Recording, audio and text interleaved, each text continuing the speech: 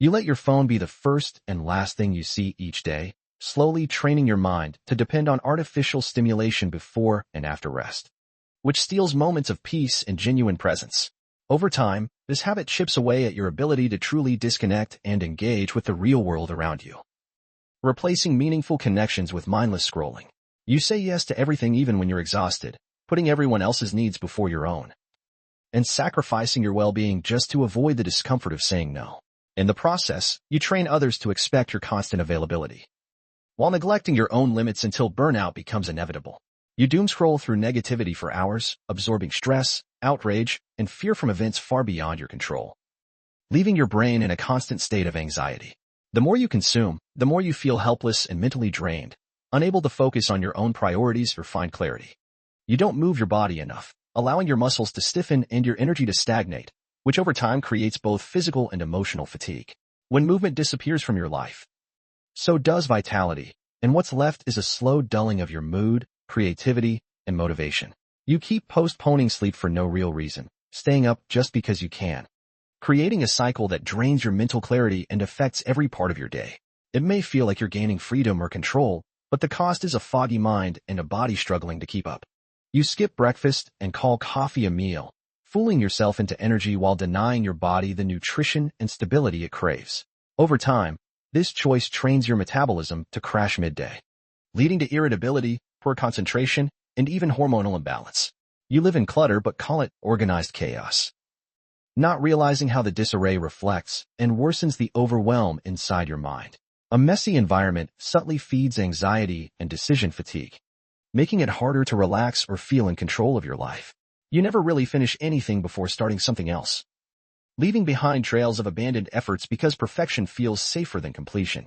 It's not lack of ability, it's fear of failure disguised as productivity, and it keeps you from moving forward. You ignore the sun and stay inside all week, disconnected from the natural world that was designed to restore you. Without sunlight, your body struggles to regulate mood and sleep, and your spirit quietly shrinks in an artificial shell. You go days without real human interaction, letting loneliness become your norm while convincing yourself that isolation is strength. But deep down, your nervous system is starving for connection, and your soul longs to be seen and heard. You tolerate the presence of toxic people in your life, allowing their negativity to seep into your peace of mind because it feels too hard to walk away. But every moment you spend accommodating their behavior, you lose a piece of your own light and confuse survival with loyalty. You delay meaningful projects waiting for a perfect moment that never arrives, convincing yourself you're being careful. But in truth, you're stuck in hesitation. And those once bright ideas slowly fade while the fear of failure grows stronger. You bite your tongue during conflict, pretending that silence is maturity. But what you suppress doesn't disappear, it festers, quietly fueling distance, bitterness, and the illusion of peace that cracks under pressure. You compulsively check emails and notifications, mistaking the digital noise for productivity. But instead of managing your tasks, you're managing your anxiety, training your brain to seek reassurance instead of resolution. You replay conversations over and over, searching for what you should have said or done. Every replay is a prison of your own making, and your mind becomes a courtroom with no verdict, only guilt. You carry your work home in your mind, letting responsibilities echo through your thoughts while you eat, shower, and sleep. Eventually, the boundary between job and life disappears, and with it, the sense of who you are beyond your role. You juggle tasks thinking you're being efficient, but the mental fragmentation costs more than you realize. True depth comes from focus. And in spreading your energy thin, you lose both momentum and mastery. You say sorry too often, even when you've done nothing wrong, shrinking your worth with each unnecessary apology. Over time, this rewires your sense of identity, from someone who stands tall to someone who seeks permission just to be. You abandon your hobbies, calling them a luxury, not realizing they're your soul's breathing space. Without them, life becomes mechanical, and your spirit begins to forget what joy feels like. You try to plan and control every detail, thinking certainty will bring calm. But life's beauty is in its uncertainty, and the grip of control squeezes out your ability to adapt, trust, and flow with what is. You dwell on past choices, obsessing over mistakes as if you could rewrite them. But regret is not a time machine. It's a thief of presence and possibility if you let it lead. You call yourself realistic, but it's fear wearing a mask. You brace for disappointment so often that you forget what hope feels like, and you rob yourself of joy before it even has a chance to arrive. You doubt your instincts and hand over your power, thinking others know better. But your intuition is a compass forged by experience, and when you ignore it, you drift further from your truth. You cling to old resentment thinking it protects you. But in reality, it's like drinking poison and hoping someone else gets sick. Forgiveness isn't weakness, it's release. You measure your worth by how much you've accomplished, forgetting you're already valuable by simply existing. Rest becomes guilt. Stillness becomes shame. And soon, you forget how to just be. You never ask for help, even when the weight is crushing. You believe self-reliance is strength. But strength isn't about carrying everything alone. It's knowing when to reach out and let someone stand beside you in the dark. You bend yourself into shapes just to be liked, trimming your edges so you'll fit into spaces that were never meant for you. Eventually, you look in the mirror and barely recognize who's staring back. You tell yourself happiness will come later, after the job, the money, the body, the success. But when you defer joy indefinitely, you teach your heart to never feel satisfied in the now. You ignore your body's quiet cries, dismissing fatigue, stress, and pain as obstacles to push through. But the body remembers what the mind ignores. And eventually it speaks louder than your willpower. You breathe shallow and fast, caught in a loop of urgency. You forget that peace begins with the breath. And that deep inhales and slow exhales are the body's invitation to return to now. You glorify being busy, treating exhaustion like a badge of honor. But in always running, you never arrive and life becomes a blur instead of a story you actually lived.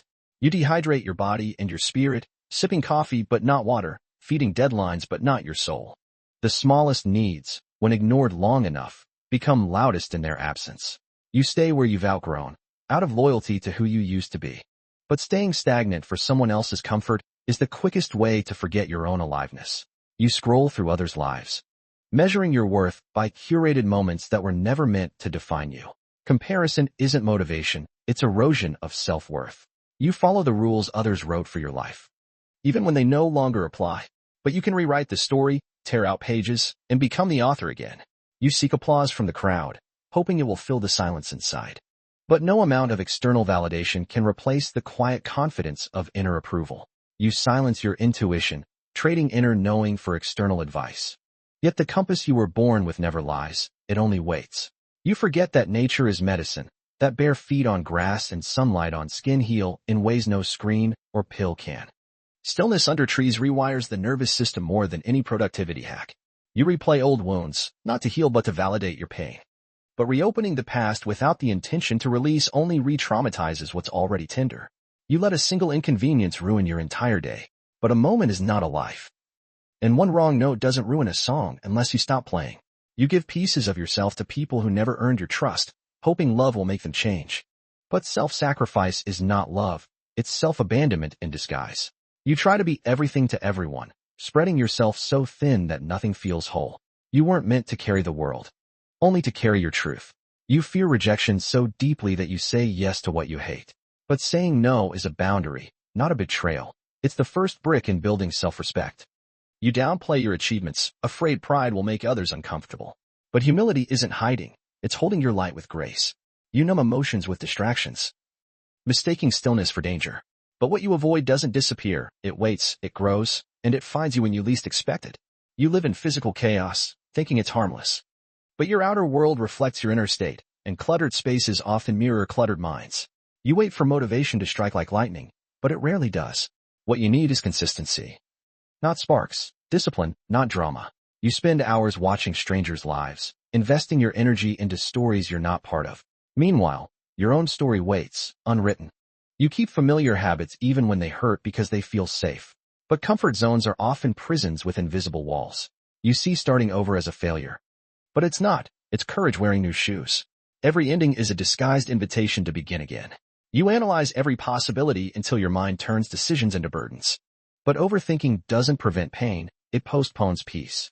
You apologize for feeling too much, laughing too loud, or dreaming too big. But your existence isn't a disruption, it's a declaration. You define yourself by what you lack, overlooking what you've survived. But scars are evidence of strength, not shame. You hesitate to begin because you fear imperfection. But nothing starts flawless, and everything worth doing grows through messy beginnings. You delay happiness until your to-do list is done. But joy isn't a reward, it's a practice, and it starts now. You bottle up your struggles, burying them beneath smiles and silence, convinced that admitting pain makes you weak. But your suffering doesn't vanish, it compounds in shadows. Letting someone witness your wounds is not weakness. It's the beginning of healing, of reclaiming your humanity. You replay every what if, haunted by the ghosts of choices never made, paralyzed by the weight of imagined regrets. Yet those timelines don't exist, only this moment does. The future isn't built on what could have been, but on what you choose to do now. You wear masks so often that removing them feels like stripping away skin.